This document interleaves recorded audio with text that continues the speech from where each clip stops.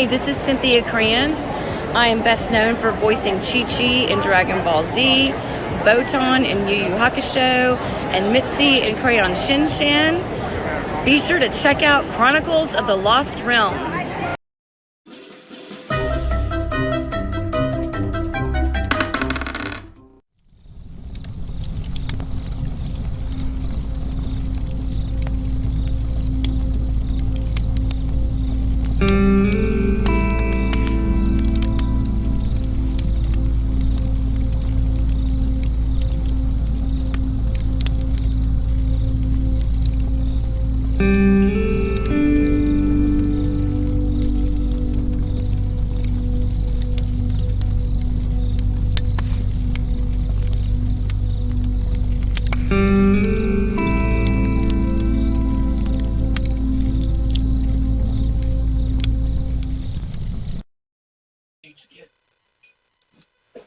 Hey, what is up, guys? Yay! We screwed it up already. Welcome to Chronicles by the Campfire. I am Christopher Stolle. I'm also known as the Moody Ferran. And joining me today is some of the other members of the Stumble crew that you didn't get to meet, and some of the members that you already did meet, but we're going to meet them again. Starting off, we have Akla, a.k.a. Zephyr Zero. Who temporarily stepped out of the room and will be back in just a moment. That was the best role-playing I think I've ever heard Zephyr do. He almost sounded like a girl. Yeah, right? We have you really got that voice in. We got that crazy drunkle DM, Mr. Anvil. Hello. Calgon, take me away. Coming to you from a tub full of gin. If you ever watch, It is the 20s again. Speaking of the 20s, if you ever watched Batman the Animated Series and wondered what it would be like if Scarface could actually walk and talk like Pinocchio, we have Muggsy, played by Dylan. How's it going? And one of the members you guys didn't get to dig into too much, but let's be fair. After you've heard episode 2, you kind of wish you could forget him. Aywin, played by Yue Blackwings. Hey, I left an impression. That's all that matters. An impression. Whether it was a good... It resulted in a pretty intense discussion about how that scene could have run and still not violated Twitch.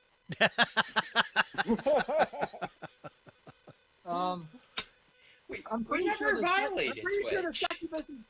the succubus's hand left more of an impression on your face. Yeah. And yet I still am true. The impression was left. And we did not violate Twitch's terms and services. Well, I'm gonna start off with Allegedly. With Aylin here. Allegedly. Because everybody who's listened to the last episode of Chronicles by the Campfire, you already know the rest of us. But Aylin, describe your character and your character's motivations, because quite honestly, like, and I don't mean this in a mean way, because obviously when everybody was introduced in episode 1, everybody outside of the returning characters were kind of start off generic because you're nobody knows the character yet. But you automatically took generic intro and went completely left turn. So to tell us about Aylin and what motivates him. Well, as I mentioned in the last Chronicles by the Campfire that we did before Season 2 started, I'm a novice when it comes to D&D. I don't know what a generic intro is. You walked into a bar, had a drink, and somebody offered you a quest. Generic D&D. Well, that's exactly what I did. I walked into a bar, I had a drink, I was shown what the hell Dreen is, by Xavier, Bleen. and Bleen. that- Dreen is a completely Oh. different thing. It's Bleen. thank you, Blaine. Glean. Yeah, Shown it's what bleen. It's bleen, not mean or black. Or Grack. No, Grack is a black. goblin knight. Not a Glock. Glack. So anyway, you were saying. So I'm wondering, where did I take the left turn? Most people don't think the first actions they want their character to do is get laid at a brothel. Okay. But you were adamant sorry about for it. Why not? Oh no, I'm not I'm dogging. sorry. Understand, I am not dogging your character or your choices. I'm just, that's not something you normally hear a character say in a play. You know, in a playthrough when you're sitting around a table. That was like, wow, he went there. You know? Well, I mean, it's not like we ever visited a brothel with our other charisma character. So I just want to say, everybody, if he saved you guys. If he hadn't, the prostitutes would have started casting coercions on you to coerce you to pay them. Okay, show of So hands. I How many? did- Without doing anything, they would have coerced you to just tip them for no reason. So in the grand scheme of things, I actually did a good. Yep, We never he said you saved did you a all some bad. money. No. Understand? I'm not saying. we never said you did a bad. We're just making fun of you for playing a charisma character the way the people stereotypically play charisma characters. Well, keep. All right. We're obviously, spoiler territory for those that may not have listened to episode 2 yet. If you haven't, stop here. Go listen to episode 2. I don't want to spoil it for you. It's funnier than shit. It is. That being said, now, not only were you adamant about you're going here, like, fuck the package that we're supposed to pick up. The hell with that. There's tits and ass here, and I want to get laid. How do I get into the back room? So you get told, and you were adamant about a succubus. Okay. That is the character left turn, or the player left turn. Like fuck the half elf, fuck the drow, fuck all the other types of females that I could. I want the one that could steal my soul. And you bargained it.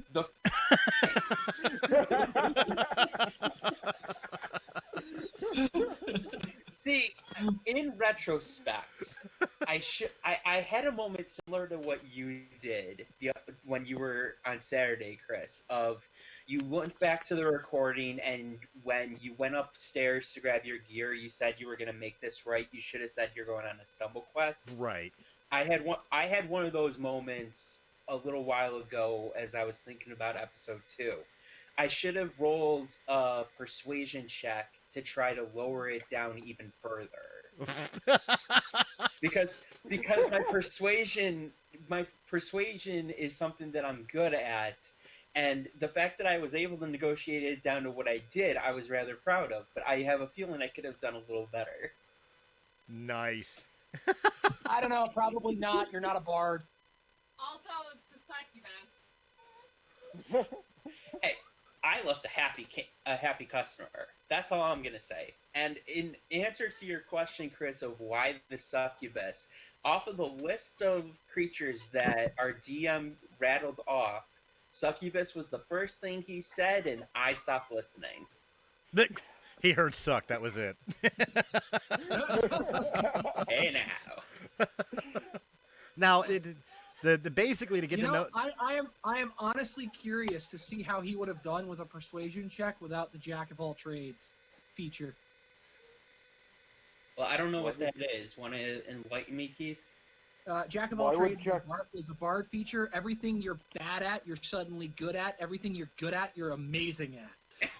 Jack of all trades doesn't affect things you have training or expertise in. It only affects skills that you are not actually trained in. Yeah. And So persuasion Jack is of all something I'm trades. proficient in, so... Jack of all trades wouldn't have affected this at all. So is it fair to say, Aylin? Is it fair to say to get to know Aylin a little bit here? Is it fair to say that even if it wasn't necessarily planned that that Aylin would be this type of character, has this current session kind of helped build his personality? In other words, is he going to be one of those pervs that every time we go into a town, he's going to look for the fucking red light district? No. No, I will absolutely deny that flat out right now. If Sucky just ruined it for him. I don't know. That could be funny. That could be a nice, funny way to play your character. Yo, guys, it's me to get laid. Well, So, no. I have a specific way that I want to play this character, and I'm actually basing it off of a character from an anime that I like. But it was something that, purely because of the fact that it was spoiled for us in episode 1 that there was a brothel here, I decided, okay, I'm going to make my mark, and I'm going to make my mark here. But outside of that, when we get into other towns, the idea is going to be, I'm still part of the group, I'm going to go into the bar, I'm going to have a few drinks, I'm going to have a good time. If I find a good-looking woman somewhere there, sure, I'll take a chance, but I'm not going to go looking for the next brothel. I don't know if anybody's introduced you to the concept of flaws in D&D, but it's a nice way to add some flavor to your character, and also. Are you okay? Sometimes with a D&D. Yeah, you. What? Oh, he's talking to Mark. Yeah, he's Hey, talking. Andrew, your mic is still live. Sorry. There was a loud thump from the other room. I was making sure my fiance is okay. I know. I'm just saying. Anyway. Anywho.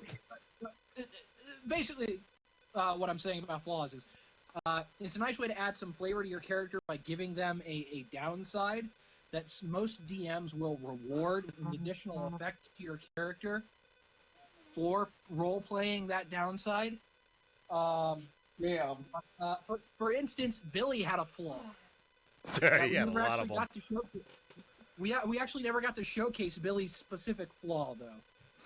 Well, technically, Farah had a flaw too in season 1. His flaw was supposed to be he had no memory of his past life. He was supposed to, through the journey, discover the fact of Nim and everything. Like when we originally designed Farah was supposed to be like a blank slate. He had no idea about what he was out adventuring for. You know, but unfortunately, it wound, well, not unfortunately, actually, fortunately, I'd say, for the storyline purposes, and which goes into what Keith was saying that I was going to say to Aylin. Flaws are not necessarily locked in stone either. Through the course of your role play, new flaws can be developed, aka, like, again, for example, Farron's alcoholism. That was supposed to be a one-off joke that became a flaw that actually worked well with the character dynamic. Right. But as I was saying, like, Billy had a flaw that we never got to actually showcase before he did it. Billy's flaw was that Billy Knoll is not his real name, but due to the nature of how he was summoned to the world, he was compelled to respond to the question, what is your name, with Billy Knoll. Like, he couldn't give any other answer. And no matter how hard he tried to say his name was something else, it would always come out Billy Knoll. And nobody ever actually, like, legitimately asked me my name except for the first time. I don't think I ever did ask you your name. I think it's just from everybody else saying it is how Farron knew your name. Thinking back on it, I don't think we ever actually did say, hey, by the way, Bard, what's your name? Yeah. Like, nobody asked, really, and so we never actually got the chance to showcase this.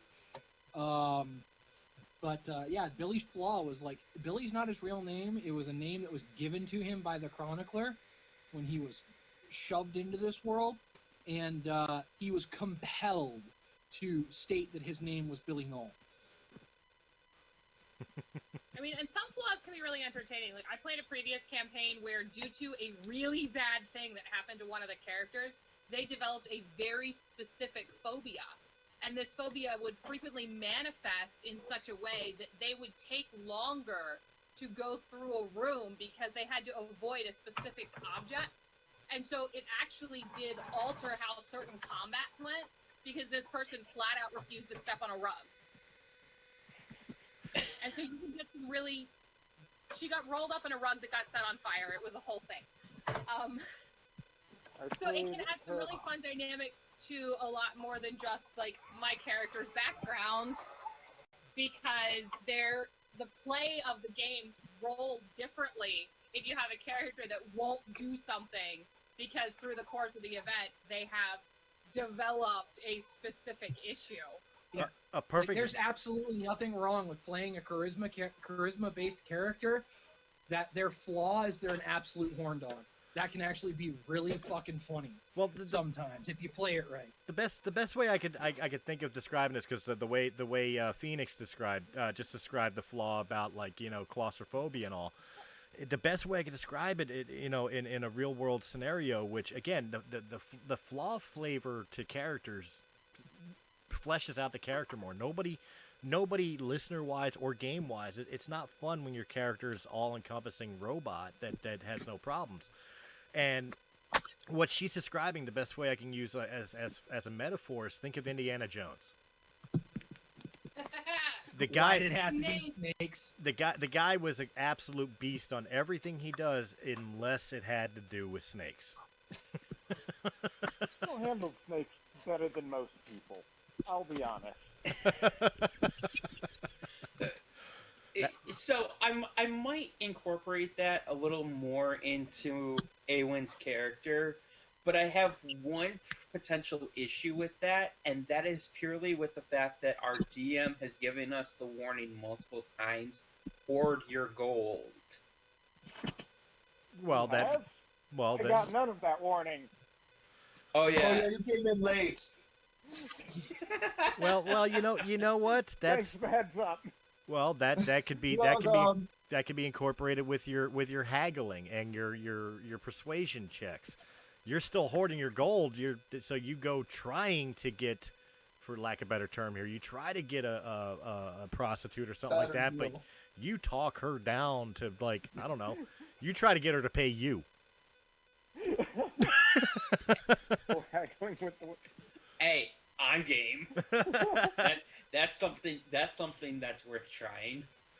Oh my God! Could you see if he gets a successful one where he gets a hooker to pay him to have sex with her, and then the pimp finds out? See what we're doing right now. And Muggsy knows him. Even though he's in a bathtub. Oh my God.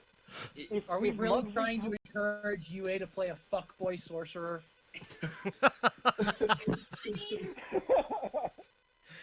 So what we're doing right now, even though he's in a bathtub soaking, Anvil is writing all of this down, and he's going to find a way to make this the worst possible thing in the world, and we're all going to die laughing.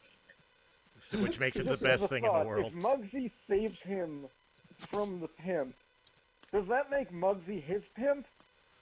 No, but yes. even worse. I'm just saying, technically, yes. Yes, that does. Muggsy saves him on numerous occasions from other pimps and everything else because he knows the community and shit. And then one day we wind up in Brownstone fucking, town somewhere in down the line, and all of a sudden here's Aywin doing what he does, and he gets a hooker and everything else. And where's my cut? No, instead of that, it's wait a minute, motherfucker, that one's mine. Turns out Muggsy's the pimp. Hey Muggsy, you want to go here, bud?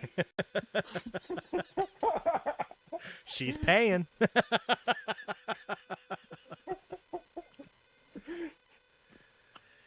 Oh Lord.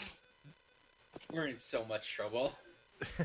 I think it's an interesting concept. In fact, I think that's a great topic of conversation. Like, we're obviously going to talk about season 2, but I think it's a great topic of conversation about character flaws. Like, we kind of sort of have an idea of Aywin's because of episode 2 and what we just discussed, and I did just talk about Ferran's, but I'd be curious to see, if it's not spoilerish, what some of everybody else's character flaws, or at least perceived right now, might be. I mean, we I know what mine.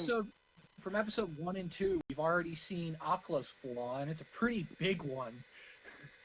Right? Yeah, but that's more of a character Class trait. makes no sense. Hold on one second, guys. I want to ask a legitimate question here for Aqua. Do you have something on your chaos table that gives us money?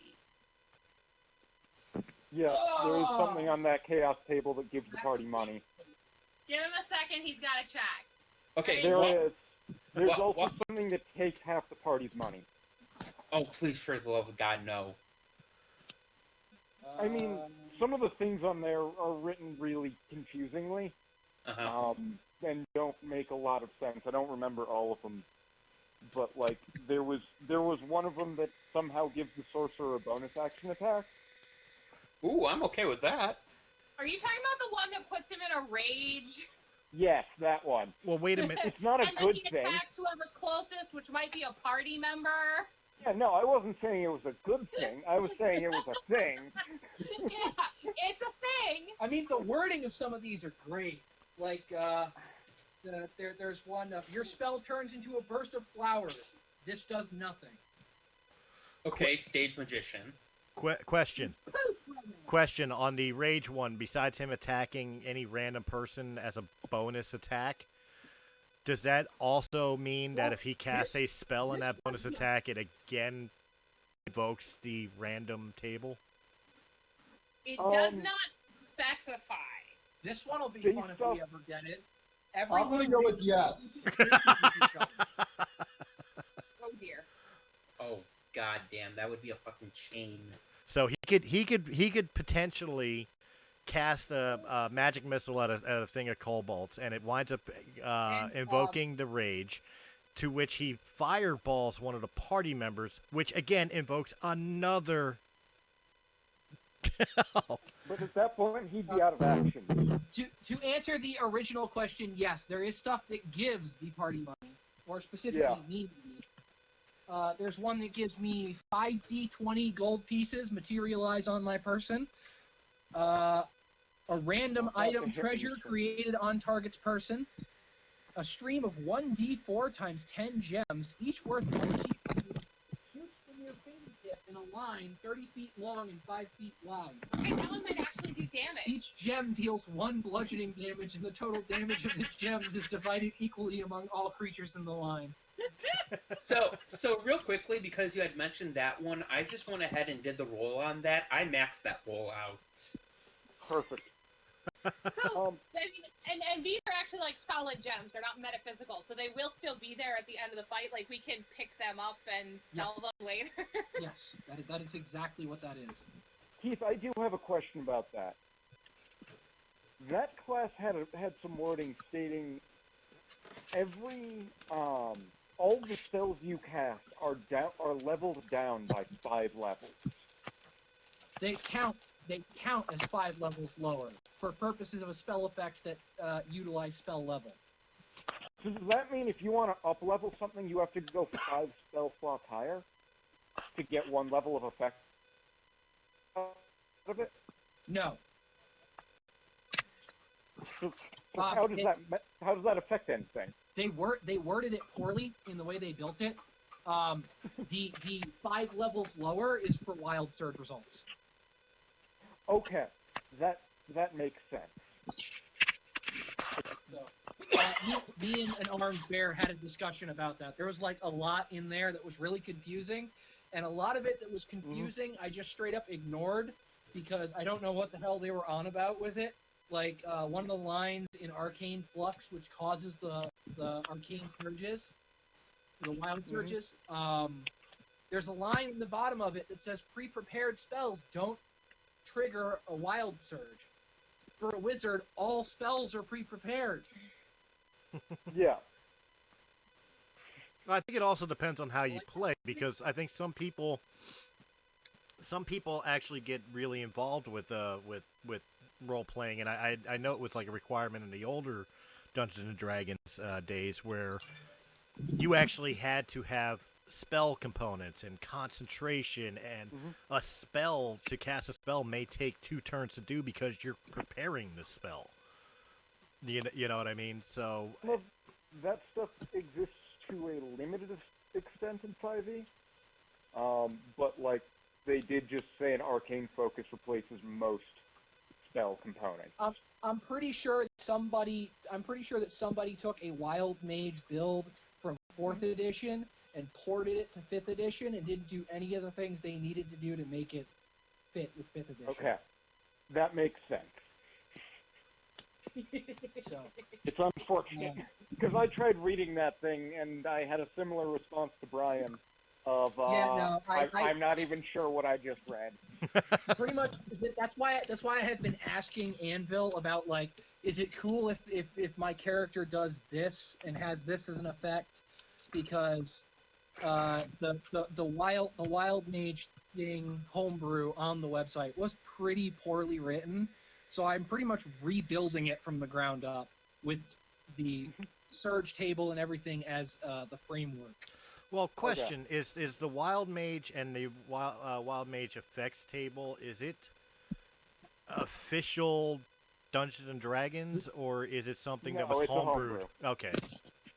Well, no, the wild mage surge table is official. They literally just took it from the sorcerer. I think they changed it from the sorcerer, so there are definitely a few of them that are different. Oh, okay. In which case, then, yeah, the surge table no, is a homebrew. They took the surge table from the cantrip that you're allowed to take, the insane dweemer thing. Okay. That's where they stole it from. Yeah. Which Pretty is much just the way another homebrew spell. pretty much the way I'm treating that cantrip is that it's just a way for me to force a wild surge that doesn't require me to burn an additional spell on top of it. Yeah. That makes sense. It makes sense, but it almost feels like they would have protected the rest of the party more had he was forced to burn a spell slot, because that means less spells that he would cast. Oh, that would help a hell of a lot. I'm forced to burn a slot for the wild dwemer anyway. It's just I don't have to Not necessarily. I don't have to burn an additional spell effect. Based off of what I read with that cantrip, you could. It was specifically set up so that you could use it when you were out of spell slots, but it caused a wild magic surge. So you could use spells that cost slots, but they could cause more insane things to happen. Okay, I'll have to reread the cantrip then, because that one was pretty poorly written too. It was also terribly written. It also had like a 50% chance of failing. Yeah. I have a secondary question to the wild card, or to the wild mage mechanic, and this one's more personal to the character, to Akla. Now we know Akla, and again without spoilers, we know Akla is basically a wild mage because he's untrained and apparently has very bad luck with casting spells. But is there? Akla's not untrained. Akla is formally trained from the Mages College. He was expelled because he accidentally blew up the headmaster's office one too many times. And that's his primary motivation of walking around as an adventurer now, is he's looking for a magic teacher that's actually willing to teach him. All right, fair enough. But is this like something that for yourself? Is this something that it's the magic causing it, or is it something of Akla itself causing it? Because as spoilers, as we find out in the next couple episodes and all that, you affect other things around you, like your bag of infinite holding, for example. Oh, that was fantastic. since it has to do with the character, I was hoping you guys would notice that. Akla kind of exudes this chaos field, and it does affect his magic. And so it's actually going to be a thing that whenever Akla interacts with any magical items throughout this campaign, there is potential for random effect. Yeah, don't So touch. wait a second. Don't touch my sword. I'm actually really glad for Anvil's idea of the anytime Akla touches a magic item, there's a coin flip. Don't touch my swords. Hold on one second. I want to make sure of one thing real quickly. You said that he protrudes a magical field. Is that beyond his person and like his immediate range? Is this going to affect everyone in the group? That was going to be my next question. It's his 5-foot square. Oh, thank God. His chaos field is limited to his 5-foot square. Don't thank God yet. If he like lays hands on somebody that's attacking an enemy, it could affect their weapons or their spell. Oh hell! Because that would be within the 5-foot square. Well, it's really more of a personal problem.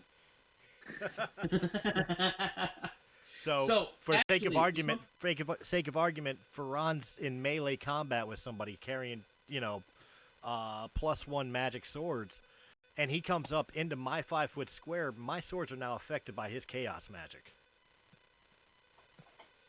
Yes. They could be. I'm going to leave it up for any magic item that is affected by the chaos field. I'm going to leave that up to Anvil to figure out. Much like the pulling things out of the bag of infinite holding could result in a random item being pulled.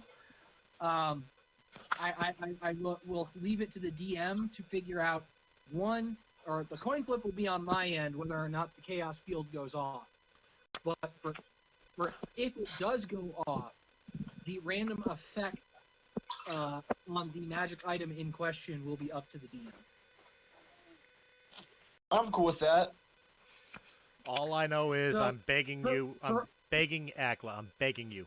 Whenever Xavier actually flips his coin and decides to heal somebody, stay the fuck away from him. I went out and bought healing potions in bottles because I wasn't sure what to expect from this group healing magic-wise, and I wanted something that was guaranteed to work the way it's supposed to. Oh no. Oh no, I just realized. Healing potions are magic. Magic items? Okay, so here's the question. If I have a magic item inside my bag of holding, because it is technically inside another dimension, while he may affect my bag if I'm standing too close, will he affect the things inside the bag? Like if I reach into the bag and manage to pull out the right thing. I'm going with he only affects things, magical items, or magic cast if he's directly touching it. Okay. So, for instance, if Xavier casts a healing spell, but Keith is between Xavier and the person receiving the healing spell, it would affect it. But if Keith is standing next to the person, it won't. Okay, so as long basically you're saying a line of effect. You're saying that magic Yes. operates in the line of effect, and if I'm in the way of the line, it'll screw things up. Yeah, pretty much. Okay, so yeah, So Keith, I have one request. Duck. Okay. yeah, that's what I was about to say. Is essentially Akla will affect things if he acts in some way, shape, or form as like a filter for the action to go Yes. Yeah. So Ferran, Who wants Ferran. to use Akla as a meat shield for the first wizard we meet? I'm 100% fine with this. through. What's up, Aywin? So you mentioned a couple minutes ago you being in a brawl with your magic swords and all that, trying to figure out Akla's stupidity. Something I think that we should cover is I wasn't the sole star of episode 2 with me and the succubus. You had a very interesting role to play as well. Well, again, with Ferran being as flawed as he is now for this season, it made sense to me that Ferran would look for for lack of a better term here, therapy through pain. You know, so when he got offered to get into a basically a Fight Club style match, you know, a cage match with the Tony the Tiger. I always forget what the race is called. I always call them like the Tiger Men because I can't remember the name. He's great. No, not his actual name, but the race's name. The Scrimshaw. Yeah, you know that one. I always forget the name of it, so that's why I say Tiger Man. But right. With when he offered to get into a friendly competition, bare knuckle boxing match with him, it just seemed like that would be something that Ferran would do.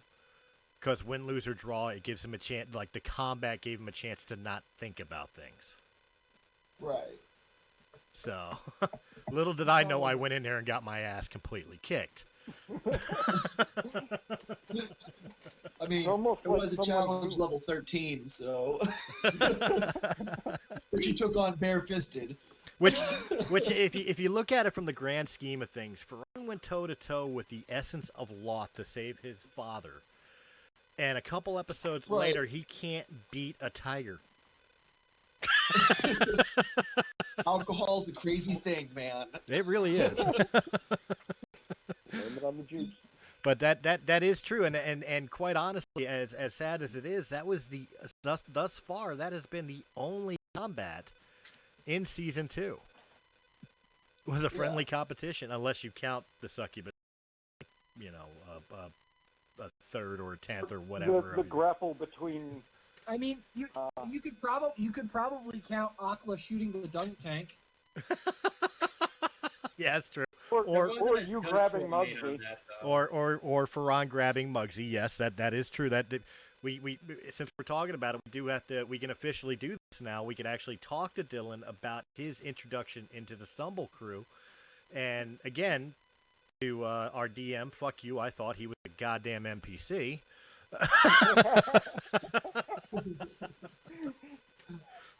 This is what happens when we give Anvil free reign. I do have to give Muggsy credit. His choice of introduction for himself really gave Akla the opportunity to do the confusion of like, this isn't the pit that he sent us to. Like, we're supposed to go to a pit, but I don't think this is the pit. Well, again, Ferran's interaction with him was like, we stopped. The horses sensed it. Like, and Ferran jumped down to scan what the horses were sensing, and we found that this was a false patch, you know. And I was in the midst of being able to say, okay, this is a trap or a false floor or whatever else, and he comes up and it's like, don't walk on that, idiot. I still like the part where the horses refuse to move. Okay, I cast Talk to Animals and I ask the horse what's going on.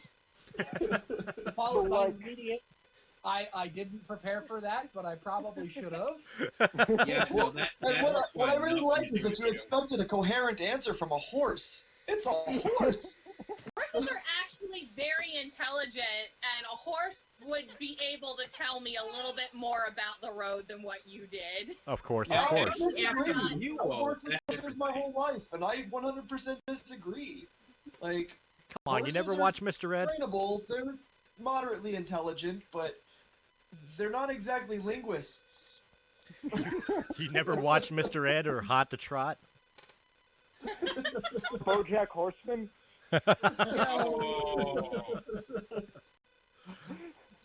That's it, Anvil. Next time she talks to a horse, it's got to have a Bobcat Goldthwait voice. Just because I mentioned Hot to Trot.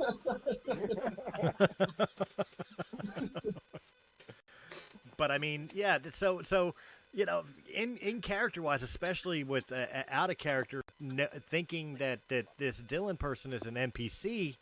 Especially because the way you guys hid it from us by like, oh, he's a buddy of mine, he just wanted to listen in. Is that cool? Sure. So the way I thought, I was like, man, I've already spoiled all of my surprises. Boom! Extra surprise. So I'm sure he can listen in. It's like, and I figured like during the first break when I went to go take a leak, you guys probably turned around and was like, hey, I've got this character for you. You want to play him? Yeah, go ahead. And that was it. That's why I'm like, NPC, no big deal. So when he called us idiots and shit, it's like I'm in the middle of actually not being an idiot. And it's like, all right, asshole, you want to fuck with me? I'm just gonna get you out of my way. That didn't work in my favor either. You went full murder hobo. Never go full murder hobo. I wasn't murder. I didn't go to kill him. I went to move him out of my way to just, I'm done with you already, type deal. You knew what you were doing. It's just not a good idea to do that to Muggsy. Yeah, well, I didn't know Muggsy was a real character and not just some asshole on the road. So, the reason I started that way wasn't because I was doing a great job. It was because I was told you guys were going to be in the pit when I showed up. So I sort of had, like, the beginning thought of, like, what's going on. Planned and started to plan out what I was going to say. At the beginning of the first episode, the first episode when I thought I was going to be talking, not just drinking. So I drank for an hour listening to you guys play, and then I'm like, oh, I have to start now. I see where the mistake came in, and it was a beautiful mistake. It was. Yeah. So I didn't actually mean to start off by just being called. You guys weren't being idiots. I shouldn't have started that way. I expected you to have been dumber first. Well, I mean, that's fair. It is a stumble crew. So I expected you guys to get down, weapons out, and look for enemies, and I didn't expect a horse to say the road is bad. That's why you put it on a narrow road and the pit's on the side of the road. Yeah. God almighty, that's hilarious. I mean, it worked out to its advantage. Like, storyline-wise and for our listenership-wise, it was absolutely beautiful because they, were introduced to this character and got a comedy gold moment out of it, which, unfortunately, I was the butt of the joke of. Not for the first time in this series. Still remember stealing. Keith will remember this. Still remember that time stealing the Blighted Crow's potions and shit. And the one time I did and wound up throwing up into some dude's hat.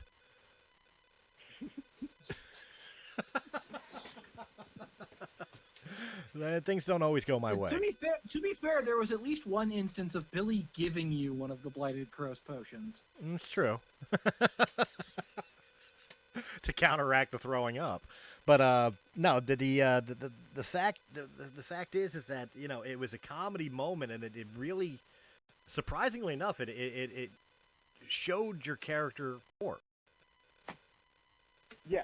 Than probably what was initially planned. Well. Probably.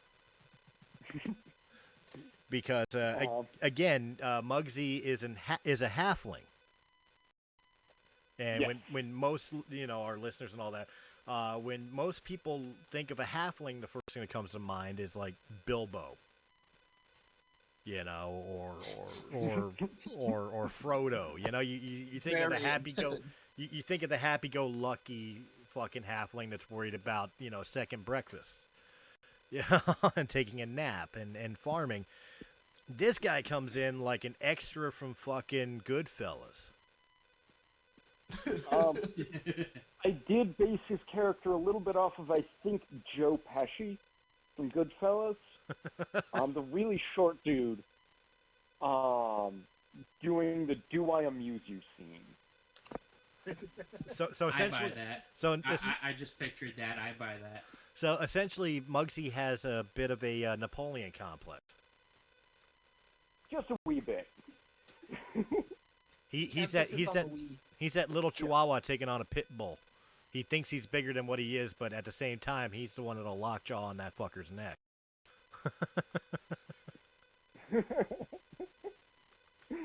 He thinks he's bigger than he is, but he's also a lot bigger than people think he is. Right, because your description was 3 foot high and 3 foot wide. He's basically a block. Yeah. Yeah. he's a 90-pound halfling, which is about twice what a halfling should be. So I used to call him a three-quarterling. Now, see that's something. That's something I didn't get a chance to actually just dive into on the last episode. I definitely want to dig into this. He's not a new character for you. No. I've played him in a pre-existing campaign because when I got the text asking if I wanted to join the campaign that was going to start on Friday, I was assuming I was in the game. I didn't have time to just make a new character, so I picked up one of my favorites. Was he a retired character, or did the game just suspend? Yeah, he was a retired character. We finished the whole campaign, and then we just decided to end with that one adventure. Well, with everybody leveling up or pretty much leveling up new characters to fit current story arc, what did Muggsy have to do since he was retired? Did he have to level up, to level down? Like, where was he at, and how much had changed? He was at, I think, level 12 at the end of that campaign. Okay. So I kind of looked at some of the stuff that he had and then just rebuilt him. Once I have a basis for a character, I'm pretty quick about making them over again, or actually I can be pretty quick about throwing a new character together. But I rarely have a decent personality for them if I don't have a day or so to think about it. Well, see, this is interesting to me, especially because, like, the Lost Realm, where all this takes place, is the best way I described it before is think of all the Dungeons and Dragons realms, homebrews and legitimate realms like Forgotten Realms, Dragonlance, Shadowrun, not Shadowrun, but Ravenloft and all them. They're all in the outer part of the wheel. And the Lost Realm is supposed to be the spoke. For the sake of argument, it makes sense that your character would come from another dimension without spoiling, because I think it's something that should be discovered. So I don't want details. I will tell you. Did Muggsy's previous life exist for this Muggsy, or is he from the Lost Realm? His previous life did exist, sort of. This previous campaign did not happen because that previous campaign was another one where it started with him getting pulled out of his world and into another realm. Okay. This is the second time I've dropped this guy into this. He's Jerry O'Connell at Sliders. Pretty much. I was thinking Jonathan Rhys-Davies. Sam Beckett, he's quantum leaping through fucking campaigns. No, that's another one of my characters. I reused the same character so many times in one shot that we decided that it was actually the weapon that was haunted, not the character. Well, all right. Well, that brings another question. Now, hindsight being 2020, and obviously you were brought in last minute. You didn't know you were even going to be joining this, or even thinking that it would be more than a one-off performance. Do you regret now that it was Muggsy and not a new character, or do you think Not at all. Muggsy's the I right love playing fix? Muggsy. There's a reason I brought him in on this. He's so much fun to play.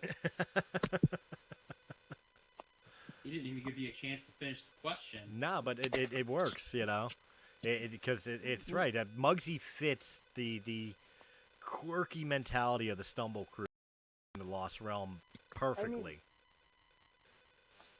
Yeah. He's just a blast to play, and I'm just always excited when I get, I'm just excited that I got the opportunity. I'm just happy to be playing D&D more. Nice. So yeah, I mean, Now, I got a question for everybody. Go ahead. I got a question for everyone, and it's gonna seem a little off the rails, but just go with me for a second here. Has anyone seen the newest version of Hellboy that released last year? No. Nope. No.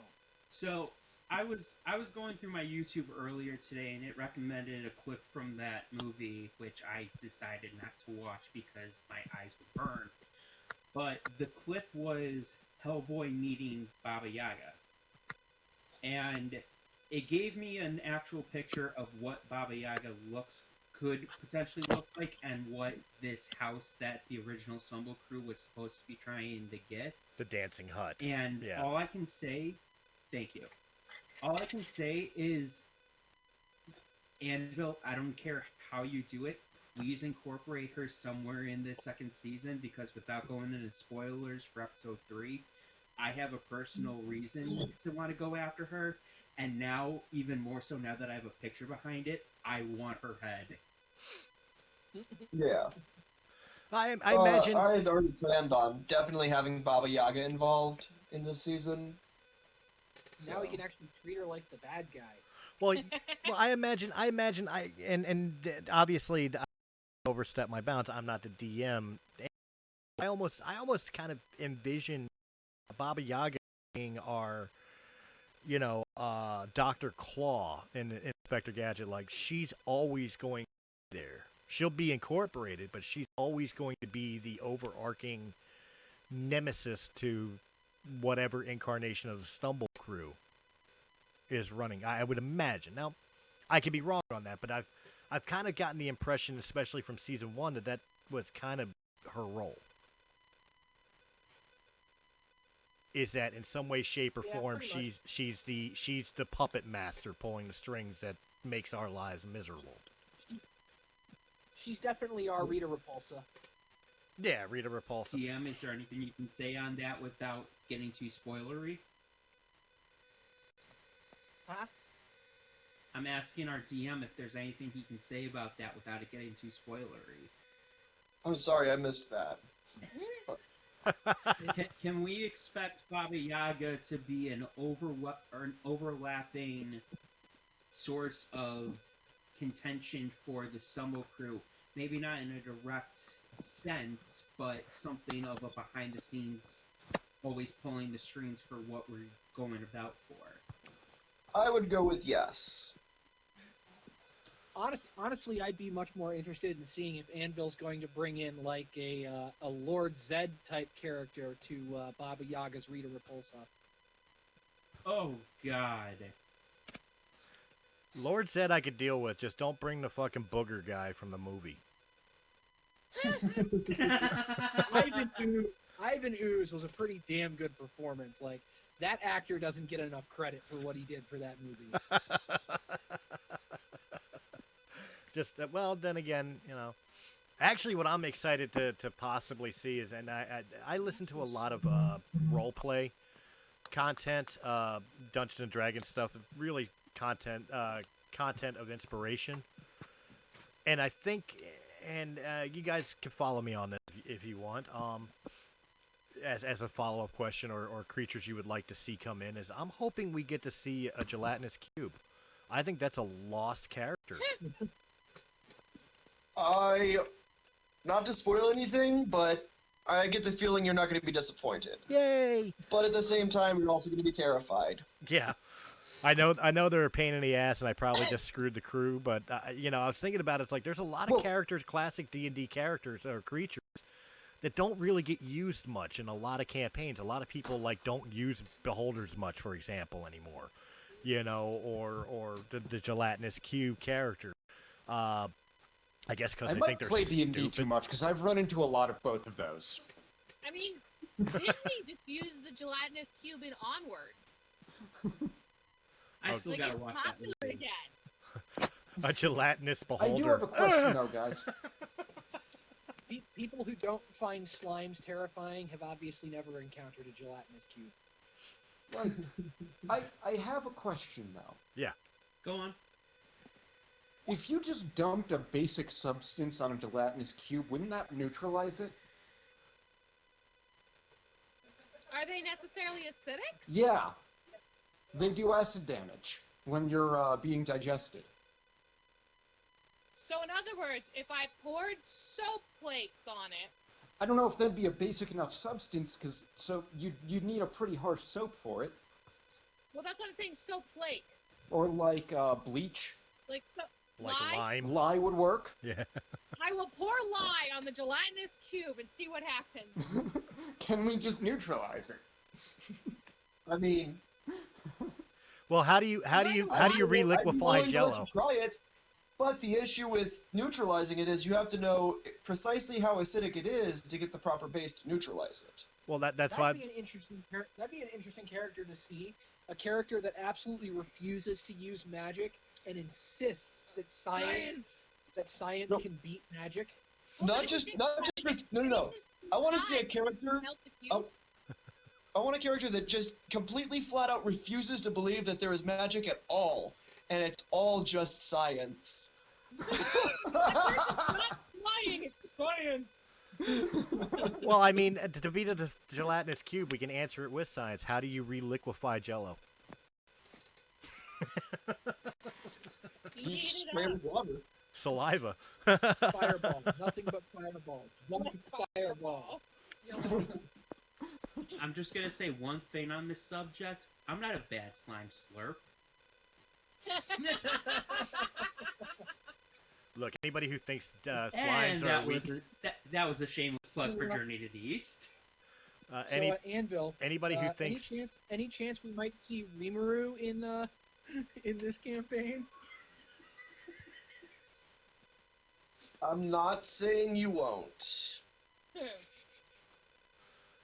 Go ahead, Chris. You've been trying to say something for a minute now. oh anybody who says that slimes are a weak character have played too much Dragon Warrior / Dragon Quest. That's all it is.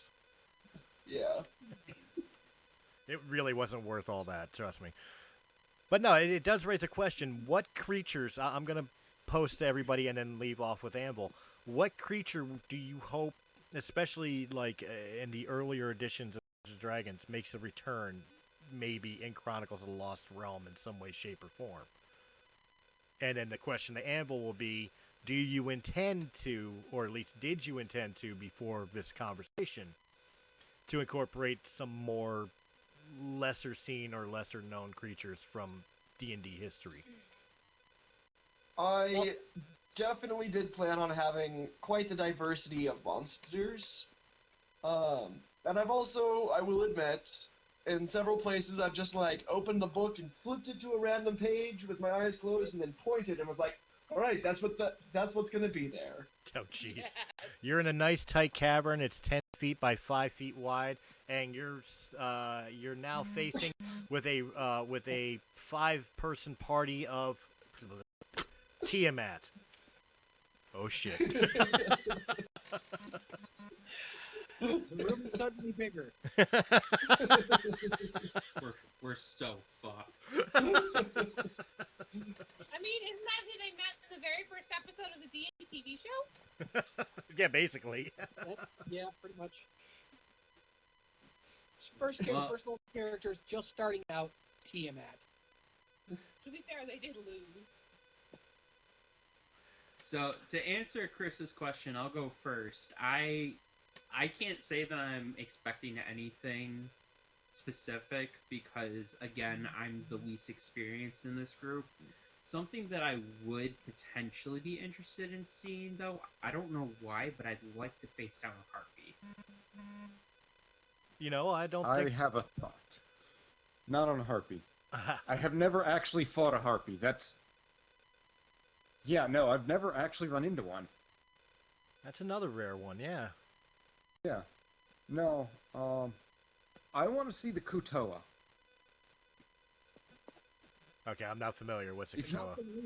So the Kutoa are a tribe of primal fish people that invent their own gods. They have enough subconscious energy and belief where if they encounter a thing or a force that seems godlike to them, they'll start believing it and make their own gods. I'm cool with it. So they're kind of. So what you're saying is they're kind of like the goblins in Warhammer. The orcs, yeah. They are orcs. kind of like the orcs from 40K. Wow, I was thinking completely differently. I was thinking that race of creature that in the beginning of Star Trek, the reboot Into Darkness, when they stole the prayer scroll and were through the forest, and the little white creatures were chasing after them until the Enterprise, and they started worshiping the Enterprise. No, these things literally will create a god from their own psychic energy. Oh, okay. Not only can they create a god from their own psychic energy, they can turn a character into a god with their own psychic energy if they think that you're powerful enough. I don't think they normally turn something into gods. I think they normally make a god that represents the character that's slaughtering them. Why do I get the feeling that if we run into these creatures and Keith's idea is what happens, Aqua's gonna turn into a god? Because God of chaos. Chaos magic. Yeah, Aqua, the exactly. god of chaos. I repeat my previous statement then. We are fucked. That would be great. You're welcome, guys.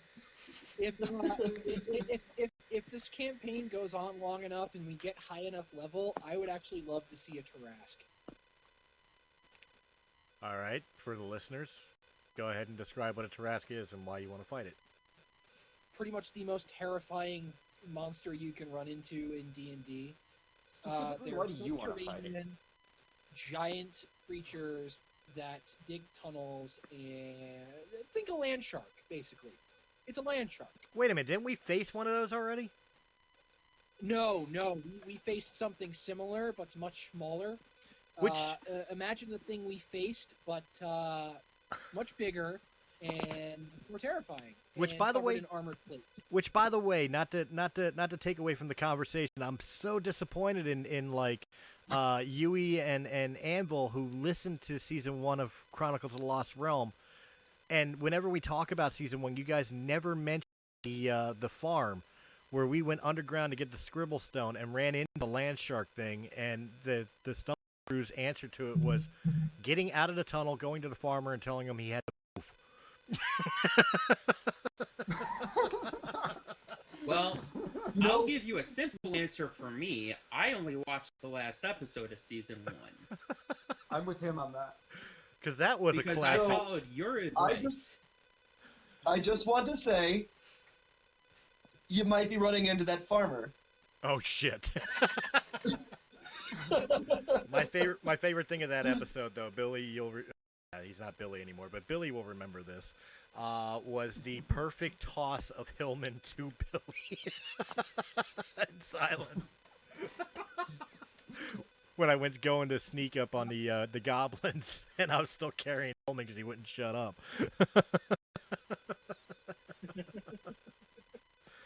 But we got our asses kicked in there when that thing came out, and we left the tunnels underneath the farmer's house. And he says, "Well, what is it? Did you handle it?" And then we just walk up to him, like, "I'm sorry to tell you, but you gotta move," and left.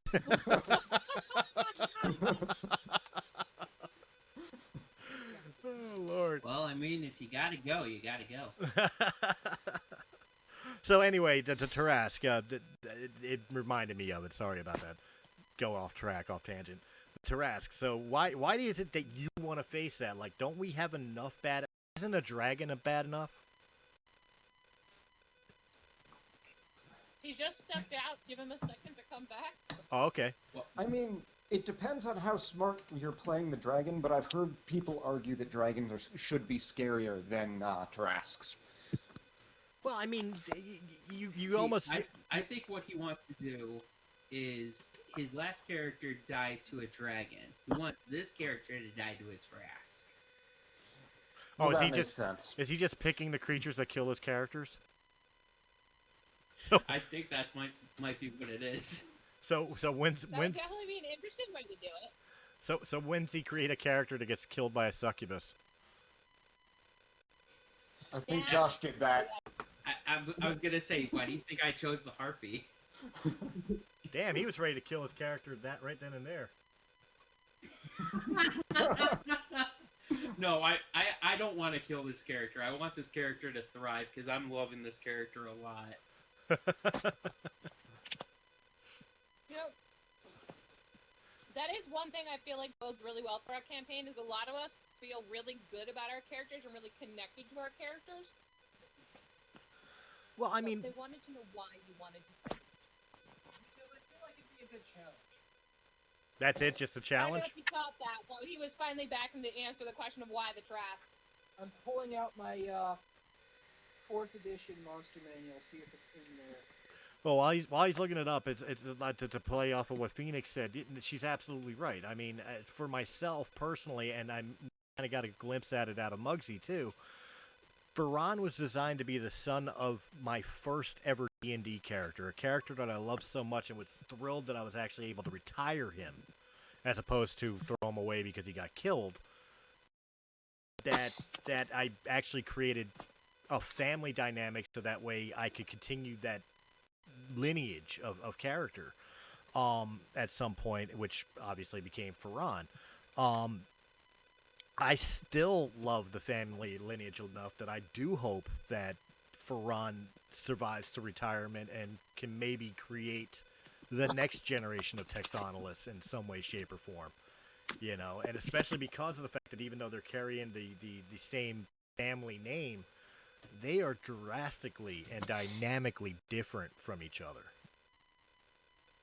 You know, so I definitely am attached to Ferran in the sense that I'd love to see him reach, for lack of a better term, full maturity and retire, as opposed to just, oh okay, he's dead now.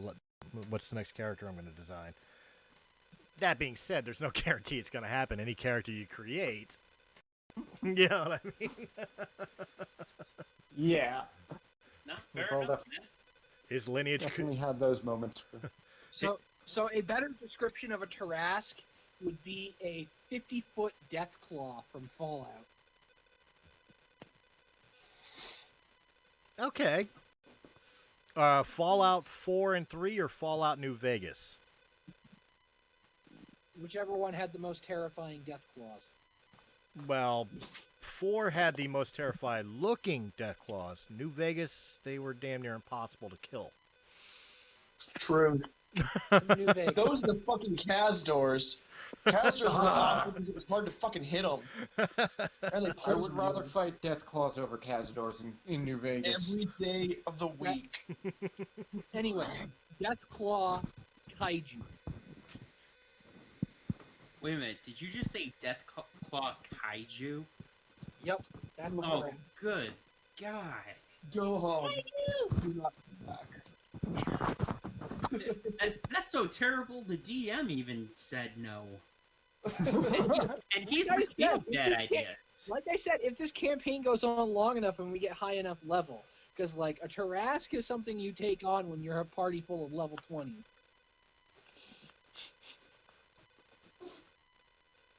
That's gonna be a hard pass, brah.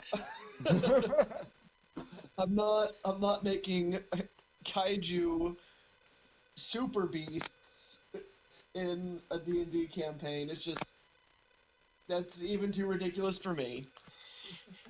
You know, kind of playing off of what you guys are talking about now, and I think Keith will appreciate this, and I think Yue will too. I almost kind of hope, especially if we visit outside of the Lost Realm, which part of the reason the Lost Realm was designed the way it is so that way we could visit existing D&D realms and worlds. So we could wind up on Kryn, for example, and Dragonlance. And I'm using this as an example because they exist here and exist in this type of format, where we run into like a gnome society who design us, for lack of better terms here, Zords to fight a dragon. Mech suits, Zords. Where we're putting together our own Lost Realm version of Voltron. I think I have a friend who's working on writing that homebrew. All I'm going to say is if we happen to come across these people, that's how I want us to kill Baba Yaga. The Stumble Cruise version of Voltron. I am down with that. Like, screw all of us just doing our max level skills and spells and all of that. We just form into one giant mech and we hunt her across the realms. Inebriation Sentai, Stumble Ranger.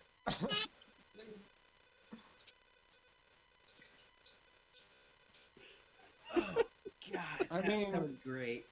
The closest I've come to that is I play a lot of short characters, and my friend was playing a full orc, so we had my fighter goblin right on the orc shoulders in the combat. Master Blaster.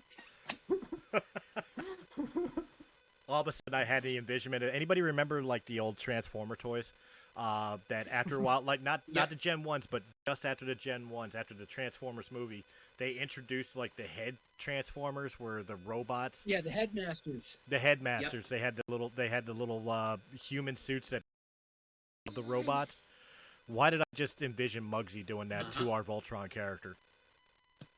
So you got this big body mech suit, and all of us are controlling each the arms and the legs and the body and shit, and he just jumps in this little suit, and he's the head. Follow me, guys. We can do this. I'll do you one better. He can't jump high enough to be the head, so instead he's the dick. Why's our robot got to have such a small dick? I mean, you laugh, but Super Sentai actually did that with at least one of their series.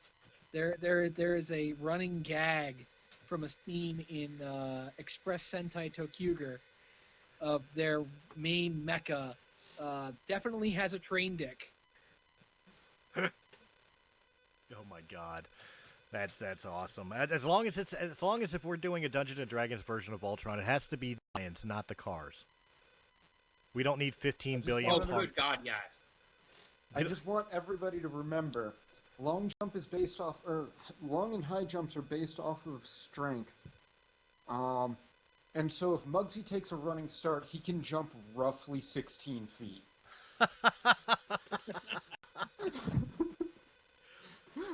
Again, never underestimate a halfling. Let's remember Major General Hillman at the endurance testing at the Druid camp.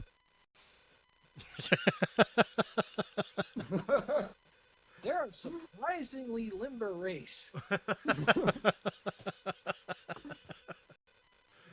Oh, good lord. See, he says that, and I immediately think of Dimly from Two Towers telling Aragorn to toss him into the pile of orcs. Yeah, toss me. I can't make the jump myself. I gotta get off here. Talk to you later. Oh shit, I actually do too. Yeah, so do I. This is where we're going to end the episode, guys. Thank you very much for joining us. I hope you enjoyed it. If you in any capacity, hit that thumbs up button, like, share, comment, subscribe, check out all the other great Let's Plays and tabletop content of Sounds Dicey Gaming, and of course our sister channel, Realm of the Mist Entertainment, for all your podcasting needs. And of course you can catch us live, not live, but in audio-only format in Realm of the Mist Entertainment on Anchor.fm, Apple, iTunes, Spotify, Pandora, blah, blah, blah, blah, blah. You guys know the rest. And of course our Patreon supporters, thank you very, very much. For not a supporter yet, no problem, man. You want to donate $1 a month, we'll give you exclusive content, as well as early releases of things like Chronicles of the Lost Realm. You can see the next episode an hour before, or a week before everybody else, so make sure on that. And for everybody here, we will be seeing you Saturday on twitch.tv for the next episode of Chronicles of the Lost Realm, so make sure you're there for that. 7 p.m. Eastern Standard Time. Have a good night, guys.